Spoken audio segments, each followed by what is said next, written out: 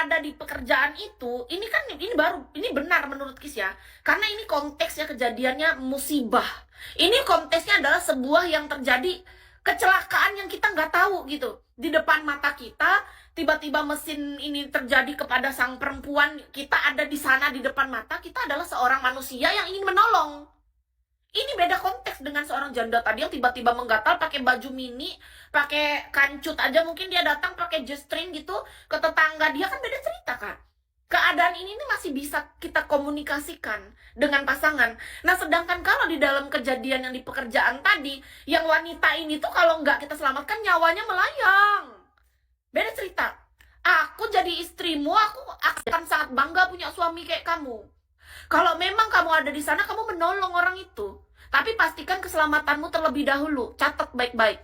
Jangan sampai kamu menolong orang, tapi kamu sendiri yang terjun ke lubang neraka sana. Itu paling penting, karena aku sayang sama kamu. Itu yang sering bikin aku berantem sama pasangan dulu. Kalian tahu apa? Karena dia selalu menganggap aku repot, ribet. Banyak cerita. Kata dia, aku tuh perempuannya ribet. Padahal aku tuh cuma tahu yang mana yang benar dan enggak.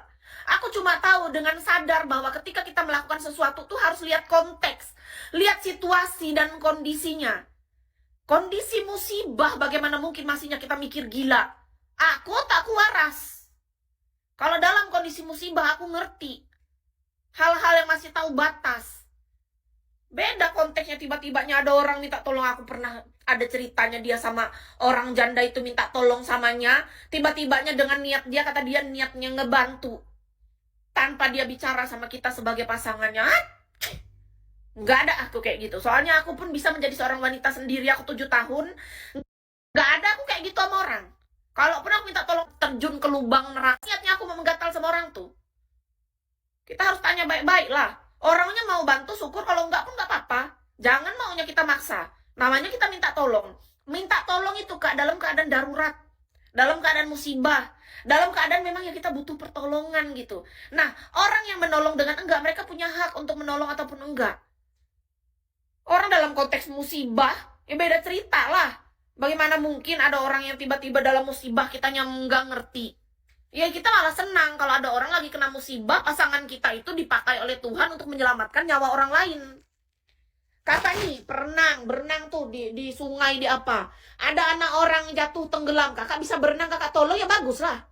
Aku senang kakak berhasil menyelamatkan anak orang. Tapi pastikan diri kakak dulu lah. Banyak orang nih juga nih, kakak pernah nggak dengar cerita? Ini loh, banyak orang kayak gitu Kak Agus, gini. Ada laki-laki, dia itu suka nolongin orang, bahkan tubuhnya sendirinya nggak dia pikir. Kita nih ya Kak, nih gitu.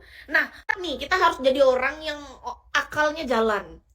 Kakak nggak bisa berenang, ada orang tenggelam, bagaimana mungkin kakak mau nyelamatin orang? Ya panggil bantuan lah. Kita mau nolong orang tuh bukan berarti kita yang harus terjun juga. Ada HP kan, bisa telepon siapa kayak, ada orang kan di sekitar. Carilah bantuan. Jangan ya kakak nggak bisa berenang, kakak malah terjunnya tiba-tiba langsung mau nolongin. Nggak usah sok hebat, sok kuat, sok jadi superhero penyelamat. Kita nih manusia. Kita manusia tuh ada batasannya. Nolong orang boleh, tapi bukan berarti diri kita sendiri yang tiba-tiba jadi korban, malah jadi merepotkan, jatuhnya 2 kali. Keburu tenggelam Kak, ya nggak bisa, daripada tenggelam berdua. Sudah tahu nggak bisa berenang, cari pertolongan lah.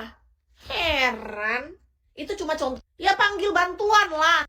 Itu cuma perumpamaan. Intinya kita tuh jadi orang tuh lebih kritis, lebih tahu situasi dan kondisi gitu aja, paling simpelnya. Menurut Kis, tahu batasan, tahu ketika kita berkomitmen sama orang kita seperti apa, ketika kita sendiri seperti apa. Gimana aja, susah aku. Dulu aku sering berantem sama pasangan aku tuh cuman gara-gara hal-hal kayak gini loh. Yang dianggap orang tuh sepele, tapi menurut aku enggak. Aku nggak bisa menganggap hal kayak gini sepele.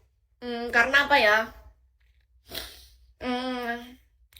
Ini penting untuk masa depan, menurut Kis. Kita harus punya pemikiran yang lebih kritis, satu sama lain, saling jaga. Kalau kita memang saling sayang, kita pasti akan jaga perasaan masing-masing. Nggak mungkin enggak.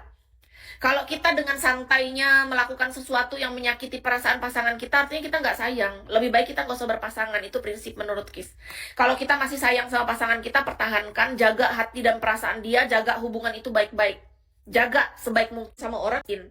Karena kita mesti saling menghargai, punya respect lah, punya rasa hormat satu sama lain. Itu penting menurut Kis. Wah, nggak bisa lah, benar, setuju. Iya, makanya itu harus tahu diri.